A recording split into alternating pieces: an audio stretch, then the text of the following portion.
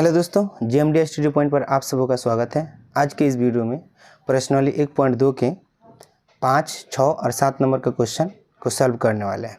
इससे पहले वाले वीडियो में हमने प्रश्नावली 1.2 के 1 से लेकर 4 तक क्वेश्चन सॉल्व कर चुके थे। तो आइए शुरू करते हैं वीडियो को। तो ये 5वां नंबर क्वेश्चन आप लोगों के सामने है, देख लीजिए। जांच कीजिए कि किसी प्राकृतिक संख्या n के लिए संख्या 6 का पावर n यानी 6 का पावर घात कितना n है, अंक 0 पर समाप्त हो सकती है। तो इसके कहने का मतलब है, यदि यहाँ पर 6 का घात कुछ भी हो, क्या उसका वर्ग घात को सॉल्व करने पर उसका जो संख्या होता है वो लास्ट में 0 आ सकता है कि नहीं आ सकता है। तो इसको जांच करना है। तो सबसे पहले हम क्या कर लेंगे, 6 का गुणनखंड कर लेंगे। तो 6 का n दिया है ना, हल यहाँ से लिख लीजिएगा हल। तो 6 का n दिया है तो हम क्या करेंगे, 6 को गुणनखंड करेंगे। तो 6 को गुणनखंड करने के लिए यहाँ पर क्या हो सकता है, 2 गुना 3 हो सकता है और घात में ये n हो जाएगा, ये हो जाएगा ना। तो 2 गुना 3 का घात ये n हुआ जब गुणनखंड किए हैं। तो इसका मतलब ये क्या होता है, तो आप लोगों को ये पता होना चाहिए, जहाँ पर क्या होता है, किसी भी संख्या का अगर गुणनखंड यहाँ पर 2 और 5 का घात आता है, धनात्मक घात 2 और 5 का धनात्मक घात आता है, तो वही संख्या क्या होता है, 0 पर समाप्त होती है। लेकिन यहाँ पर 2 और 3 ही है। अगर 5 भी आ जाता ना तो ये 0 पर समाप्त हो सकता था, लेकिन यहाँ पर 2 और 3 है और 5 नहीं है। और केवल 5 भी आता है और 2 नहीं आता है, तब भी ये 0 पर समाप्त नहीं होगा। तो यहाँ पर देख लीजिए 2 और 3 है, इसलिए 0 पर समाप्त नहीं होगा। तो इसको हमको लिखना है। तो लिखना है यहाँ पर, चूँकि हम जानते हैं कि किसी संख्या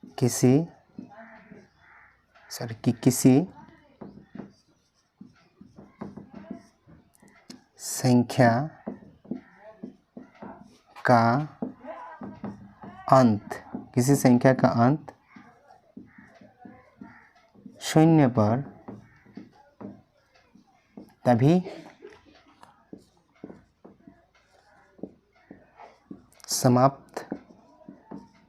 समाप्त होती है जब 2 और 5 के धनात्मक घात इनके गुणनखंड हो। इनके क्या हो, गुणनखंड हो। तो यहाँ पर क्या होता है, हम जानते हैं कि किसी संख्या का अंत 0 पर तभी समाप्त होती है जब 2 और 5 के धनात्मक घात क्या हो, इनके गुणनखंड हो। इनके गुणनखंड क्या हो, 2 और 5 का धनात्मक घात होना चाहिए।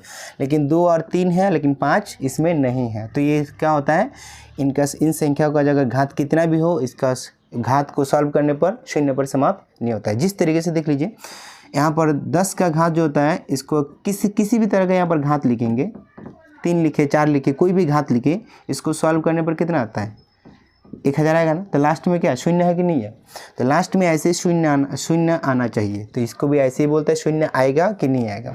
जैसे 20 का भी घात अगर यहाँ पर 3, 4 भी लिखिए, तो इसका भी घात कितना हो जाएगा, 2 दूना 4 दूना 8 दूना 16 और यहाँ पर 4 0 हो जाएगा। तो लास्ट में 0 है। तो देख लीजिए 0 पर समाप्त हो रहा है ये संख्या।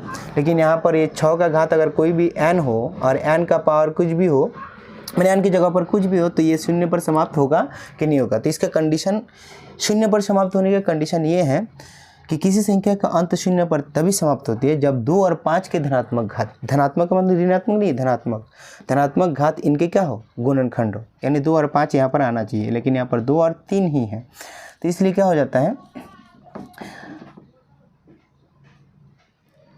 लेकिन यहाँ पर लिखना है परंतु यहाँ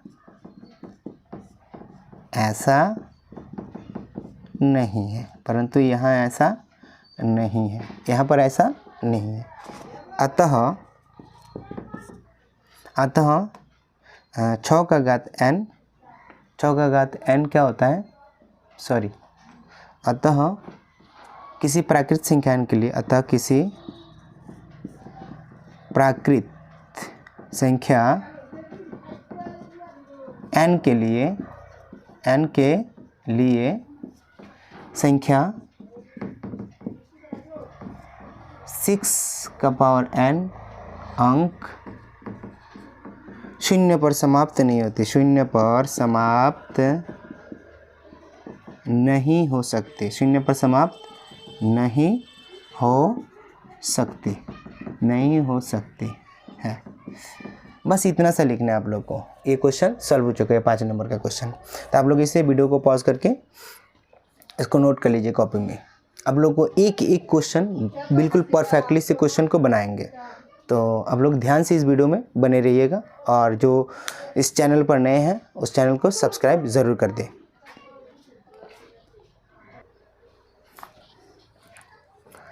तो ये 6 नंबर का क्वेश्चन आप लोगों के सामने है, देख लीजिए। व्याख्या कीजिए कि 7 गुना 11 गुना 13 प्लस 13 और 7 गुना 6 गुना 5 गुना 4 गुना 3 गुना 2 गुना 1, अब प्लस में क्या है 5 है। तो ये दोनों जो संख्या दिया है यहाँ पर और ये वाला दोनों संख्या भाज्य क्यों है, इसको सिद्ध करना है।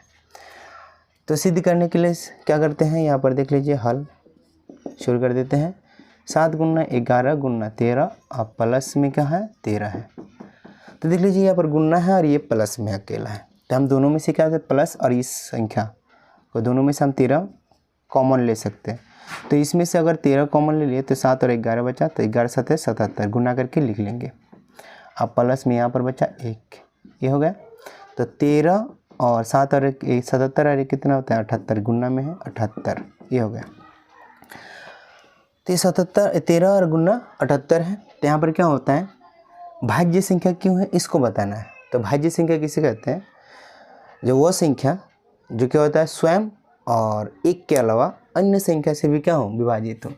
तो ये 13 और 78 का गुना करने पर जो संख्या प्राप्त होगी ना, वो संख्या 13 से भाग लगेगी और 78 से भाग लगेगी, और वो 1 से भी लगेगी, और गुना करने पर जो आएगा वो स्वयं से भी लगेगा। तो बता 13 और 78 से अगर भाग लग जाएगा तो वो संख्या क्या हो जाएगा भाज्य हो जाएगी। तो यहाँ पर ये इसका कारण दे दीजिएगा, चूँकि दो संख्या का गुणनफल, दो संख्याओं का गुणनफल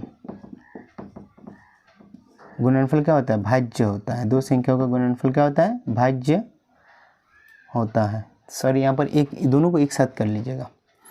7 गुना 6 गुना 5 गुना 4 गुना 3 गुना 2 गुना 1 प्लस में 5, इसमें से भी 5 है, यहाँ पर भी है, यहाँ पर भी 5 है, 5 कॉमन ले लेंगे और इसको जोड़ेंगे। गुना में 6 गुना में 4 गुना में 3 गुना में 2 गुना में 1, अब प्लस में यहाँ पर 1 है, 5 ले लिए तो 1, तो इसको गुना कर लीजिए।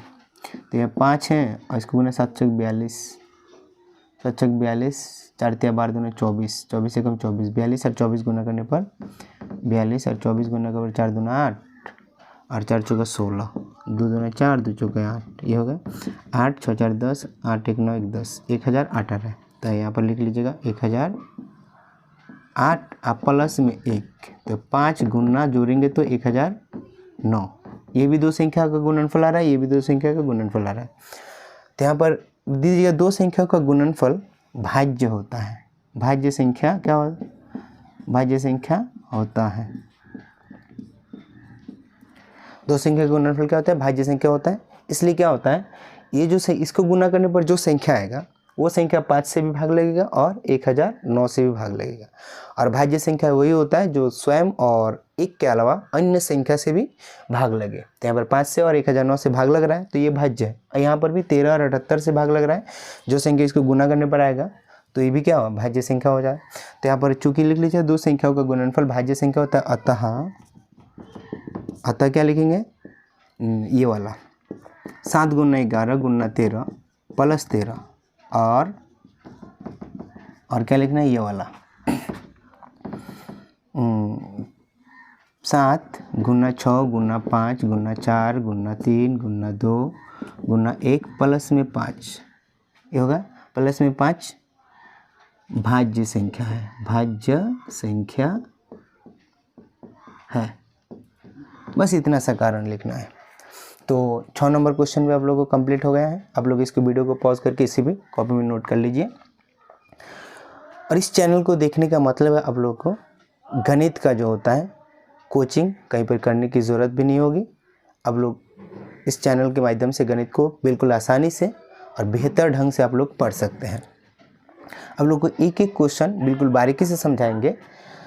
तो आइए देखते हैं 7वां क्वेश्चन कैसे बनता है।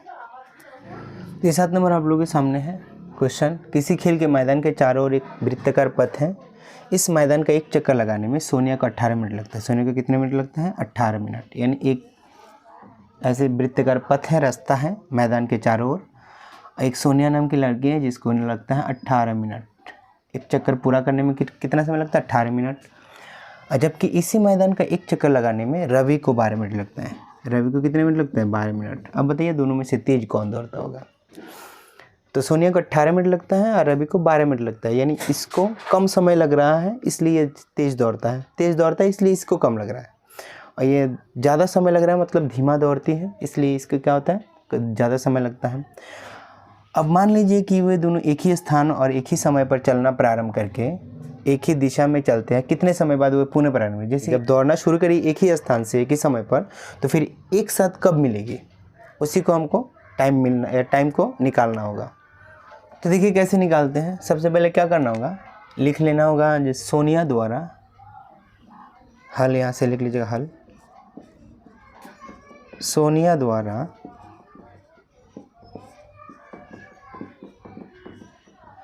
द्वारा एक चक्कर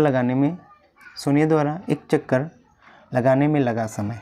सोनिया द्वारा पथ का एक चक्कर लगाने में लगा समय कितना मिनट है? तो सोनिया 18 मिनट लगाती है। तो 18 मिनट। सेम इसी तरह किसके द्वारा? रवि के द्वारा। रवि द्वारा पथ का एक चक्कर लगाने में लगा समय कितना होगा? 12 मिनट। कितना मिनट? तो ये 12 मिनट। ये हो गया ये 12 मिनट। अब जो क्या आएगा जब दोनों एक साथ जब मिलता है, ये तेज़ दौड़ता है, ये धीमा दौड़ती है। तेज़ दौड़ता तो आगे निकल जाएगा। आगे जब निकल जाएगा फिर इसको मिलने में टाइम तो लगेगा ना। जैसे ये एक चक्कर लगाए, ये 3 चक्कर लगाए, सॉरी 2 चक्कर लगाए तो मिलने का नहीं। कभी ना कभी वृत्ताकार पथ में घूमता है तो मिलना ही तो है। तो देखते हैं कितने मिनट समय बाद जब मिलता है। तो देखते हैं इसका जब हम लॉस करेंगे ना तो ये मिलने का समय हमको निकल जाएगा। तो देखते हैं कितना समय बाद ये मिलता है। तो फिर देखते हैं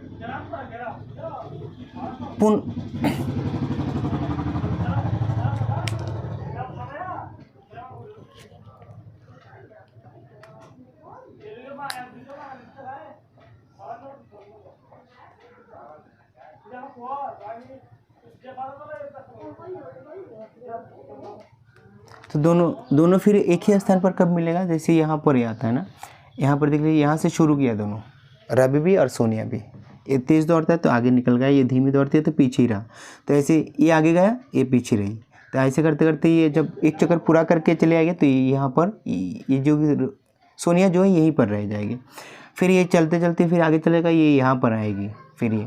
तो ऐसे करते करते ऐसे कितने समय बाद फिर इसी स्थान पर मिलेगी उसको देख लीजिए। तो ये दोनों का क्या करना होगा? लॉसो करना होगा। तो लॉसो कर लेते हैं 18 और 12 का। 18 और 12 का लॉसो करते हैं। चलिए 18 का एलसीएम कितना होता है? 2 से लगेगा 9, सॉरी एक ही साथ कर लेते हैं दोनों का ना। तो चलिए 18 का एलसीएम 2 से लगाएंगे तो 9 आएगा, यहाँ पर 6 आएगा। अब 3 से लगाएंगे, 3 3 9, 3 दूना 6, ये हो गया।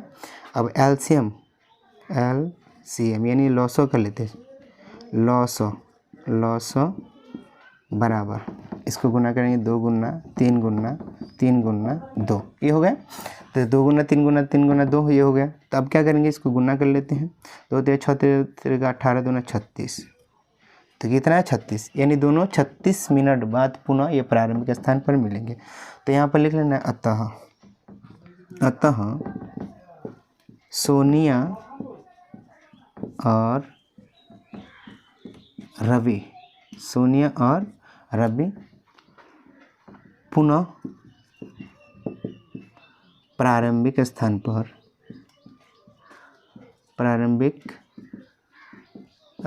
पर 36 मिनट बाद मिलेंगे, ये हुआ। अब कैसे 36 मिनट बाद मिलेंगे देख लीजिए।